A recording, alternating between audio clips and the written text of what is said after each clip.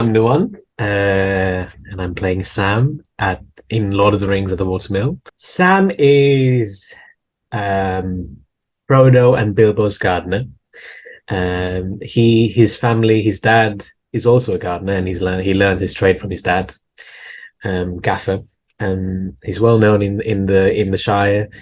Um, and obviously, Sam works for Frodo and Bilbo, and then whilst working there, Bilbo obviously tells him of his adventures and stories, and then Sam develops a love for adventure and specifically elves. Yeah. um, and he becomes through the gardening and through learning or having a tutor through Bilbo, he becomes and a loyal friend to them, like a family friend, a loyal friend, like someone who works for them, but also quite close to them. And then he ends up accompanying the on a big journey and help him do the deed, to help him do what's needed. Yes, of course. But then, for those who don't know, it's going to be quite a different production of Lord of the Rings to, say, the previous one that was kind of 2007. Yeah. What can you tell me without telling me too much? Um. So it's not Drury Lane. So Yeah. Drury Lane is massive, and the Watermill is the complete opposite of that. So that's one thing which is completely different, which I also love. Yes. There's something awesome about doing something extremely spectacular, small. Um, it's an actor music production, as of course it's the Watermill. So Yes. all of our actors will be playing the amazing score by A.R. Rahman, the band. I I've written it can't down. I don't remember. know how to pronounce it. Vartina. Yeah, Martina. I did not want to mispronounce it, so thank you. Yeah. And then obviously Crystal Nightingale kind of put it all together. Um, yeah, a beautiful score. So that is something also different, acting users bringing that to life, and there's something always magical about that. Um, those two are the key things, I think. And we've got a few things mixed up. I can't really review change, but shaped up, let's say. Um, but yeah, I'd say those two things. I think the biggest thing for me is that we are doing this humongous thing, really small, as an acting music show, and reinventing it completely, which is going to make a huge difference. Where That's do you why. start then with that process? Like you say, something so vast, such a big scale journey. Where do you kind of start the process? So Mark Aspinall, our musical supervisor, he went obviously took this big score and he went, okay, I need to organize this according to what I have. So he has been working tirelessly every day to make sure it sounds right, and with what we have as musicians. So he's been sculpting it song by song, and then he's been teaching us all the parts from day one. So that's the first thing we did. So we went through the music, we learned most of it before we started to put it up on its feet. And then Amelie Mera, who's our movement director, she did a few choreographical pieces with us, and then we started blocking scene by scene, sort of putting it piece by piece together. Um, and that's it, really. That has been the process. So we've learned all the music, did some of the movement, and then did the blocking so that we can be like, this is what we need. Let's adjust this. Let's adjust this. And then when you are casting the show, do you kind of then go back to the original text of Tolkien and then kind of read the lore of the world and then kind of immerse yourself that way? There are people who have read the books. Uh, I usually, for me, in the past experiences as well, I've tried to get everything from the script rather than going back to the source material. But I mean, in this case, this is just literally all the same, except we've chopped here and there to make it a bit more shorter, right? What I have done is, in terms of getting into the lore, is watch a ton of YouTube videos, because that's an easy way of just getting information very quickly. Yeah. Like there have been nights where I've just gone down, rabbit holes of just like video after video of about the history and what the character's history and everything the book has. Um, yeah, just in little bits. And so, but having said that, I do want to read the book. So because I mean, after all, that's what Yeah, that's the Bible, the original. You know what I mean? yeah, I have to. Yeah. yeah. Fun fact: I started reading the first book about 10 years ago, and I've still not finished it. I've still not finished it. How come? Where did you get up to? I got up to. I think I've got to just after Gandalf kind of goes in the first one. All right. Without giving too much away, so people who don't know the story. Yeah, But yeah, yeah, like yeah. it's just there. It's one of them kind of because I guess so familiar with the film and everything. You kind of Of you know them what's coming again. anyway, don't you? And then do you see any of yourself in Sam though? Yeah, I do. I do. And if I'm being honest, if you take all the characters of this story, I think that yeah, Sam would be something which other people might choose me for. I mean, that's what they did. That's what the water did. And yeah, I would as well. Yes. I see myself in Sam. Um, yeah, that's all I can say. Yeah. And is there kind of a pressure do you ever feel that because obviously the films are so now are so iconic, 20 years since they've come out and the stories are so iconic anyway. Is there a pressure you feel when you are mounting that kind of character? You know what? I don't think so. I don't think so because we are not trying to be the film, and we are not trying to be what it was in the West End. We are completely reinventing the show. This is our own thing. Yeah. Um, Paul Hart has put a team together, and he and his team are just completely reinventing the show. So there's obviously there's pressure for us to do well as a show, which is normal anyway.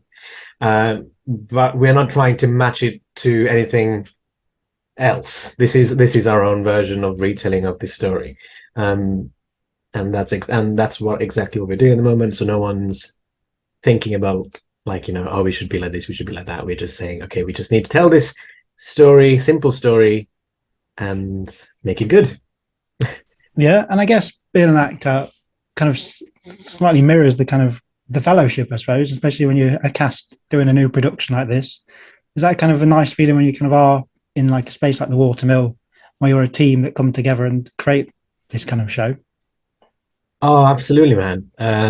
We have a lovely team here. Yeah, and absolutely, it feels like a fellowship. Our WhatsApp group is called the Fellowship. You know what Yeah, I too right. mean? Katie Newton did that. But yeah, we have a lovely team, and we just know how each other. We are obviously getting used to each other still, but we're growing, and yeah, the team bond is there, and we make it work. And then what has been the kind of biggest challenge of the production so far? For me, it would probably I still don't know the words for Cat and the Moon. And I've read the book. I've read the book and everything. Sometimes you get CDs with the lyrics in. I've read it many a time. I have no idea what's going on with that song. I had you did say Cat on the Moon. Yeah, Cat and the Moon, yeah. That is definitely the worst thing we're going through. We're trying to do it every morning to get used to the words. Yeah. I definitely haven't got it yet, but I've got a couple more weeks until I get it right. But yeah, man, Cat of the Moon. Oh, it's a lovely number. It's probably the happiest moment in the show, right? Yeah. So and everyone's in it, playing around, jumping around, but the words. Oh my god. Yes. It's like so fast and yeah. So fast and like say so similar, but not at the same time. I'm like, no. Yeah, it's a mind-boggling thing. But yeah, it's fun. It's all fun. Yes, I can't wait to see what you guys do with it. But then, Yes. if you could ask Sam one question, what would you ask him? I could ask Sam one question. Yeah. Oh wow. I don't know. I'd have to think about that. Um, um, I don't know, mate. Is there? Do you know about a lot about Rosie Cotton? Oh, I mean, is that asking me or asking him? I'm asking you. Do you know? Well, I know, obviously, I know. I might. Oh, actually, I would ask Sam. What is your favorite thing about the elves? Because Yeah, he loves, yeah, uh, and obviously elves. There are different kind of elves. So many little details about them. So I might ask him, what is your favorite thing about elves? yeah. That's a good question. Yeah. And what is it like when you're kind of yourself, person of color, that kind of gets to take on this kind of role that maybe traditionally hasn't been that, and it's kind of nice, diverse cast, isn't there, for this production? How kind of important is that for you? Oh, dude, it's so important. It's really important, and I cannot thank the Watermill enough for always being good at that. You know what I mean? Yeah, Because at the end of the day, representation matters. People will see me and other people of color doing these sort of roles and just be inspired and just want to pursue, um, and then make that picture bigger and bigger. So yeah, absolutely important. As I always say, and everyone says representation matters, and that's a wonderful thing. And thank you, Watermill. yes. Now, in my kind of recent interviews, I've started doing this. I've started trying to base questions on songs in the show. So you've got "The Road Goes Ever On." Yeah. What first ever made you want to perform? Oh. Oh. The first thing I think I did in front of an audience was, or in front of a mic, as just on my own, was I was brought up as a Catholic, so I sang the intentions in church for my first Holy Communion, and that's when I remember people. That's what I remember when people were like, "Oh, you can sing," and then I sort of developed my idea of like, okay, I want to sing more. So that was when I was like 8 years old. Um, but I also remember, well, my parents told me afterwards that when I was a kid, that my grandfather used to tell me that he's a good singer, la di da di da. But as for myself, it was that moment at age 8 when I Yeah. sang the church intentions for First Holy Communion. Amazing. The Cat and the Moon. Yeah. Obviously, you're not at the point where you're opened the show yet, but how would you generally wind down after a show? Um, in previous shows, I would, if there's a shower, I would have a shower and I just play my guitar, sit in my dressing room for 5-10 minutes, just completely wind down, and then slowly leave the theater.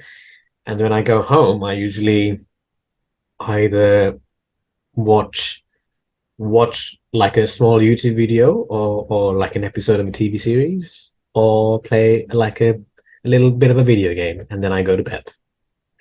Nice. Not Yeah. too bad. The Song Yeah. of Hope. What advice would you give your younger self? Whew. Oh man, what advice would I give my younger self? Uh, there's a lot of things I would say. Um, just don't care about what others think about you.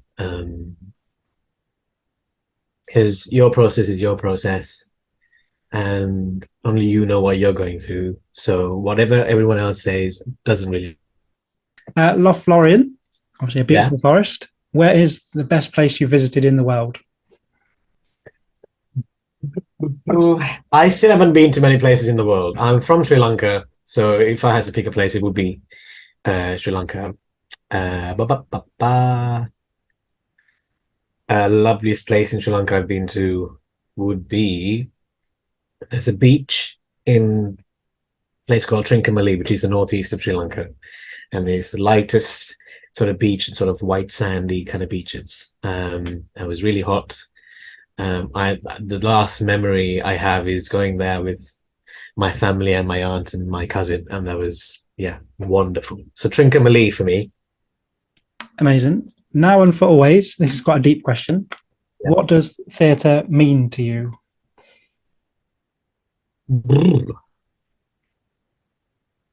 Theatre, what does theatre mean to me? Ah, I mean, at the moment, it has been my bread and butter, so it is my life. Yeah. Um, yeah, and it has given me so many experiences of life experiences, lots of downfalls and lots of amazing moments, so many incredible friends who I'm still in touch with. Um, I've grown as a musician, as a person. Uh, yeah, it's life to me. It's literally been the turning point of my life and my path, and everything else has sort of landed after that. So I would say, yeah, it means everything to me. And the final one, wonder, what keeps you inspired? What keeps me inspired? Uh, Seeing people being creative. I have a lot of friends who I work with who are endlessly creative, and that always keeps inspiring me. Um, I mean, there are lots of things that I'm inspired by. You know, films, um, music, different kinds of music, people, and they're not creative people necessarily. But I would say my friends who are mostly creative, they Yeah. sometimes they will do something absolutely wild. I'm like, yes, this is incredible. And it's not necessarily music or acting; it can be something to do with art or, you know, yeah, it's just creative friends. Yeah. And then to kind of wrap it all up beautifully, what would Yeah, you want an audience member to take away from seeing this production of The Lord of the Rings? what would I like an audience member to take from this production? I think at the end of the day, as epic as this story is, it's about it's very simple. It's about I think it's about humanity and this about simple people doing this incredible task, and how everyone just comes together against this mighty evil, right? So it's the story of the hobbits, which is the simplest thing, and I hope people see the humanity of it, and take that away from the show. I'm sure they will. The Lord of the Rings runs at the Watermill, Newbury from the 25th of July till the 15th of October. Yes, man. Ah, can't wait. Can't Everyone wait. come over. Yes. I'm coming. I actually saw the original in London about Oh, six what did you think? times. So Ah, 6 times. yeah, Wow. you know me, I'm hardcore. I'll go anywhere more than once. Yeah. That's amazing, man. Oh, well, I hope you like this one because, yeah, we're trying to make, something new here. So, yeah, hopefully you like this as well as much as you did the other one.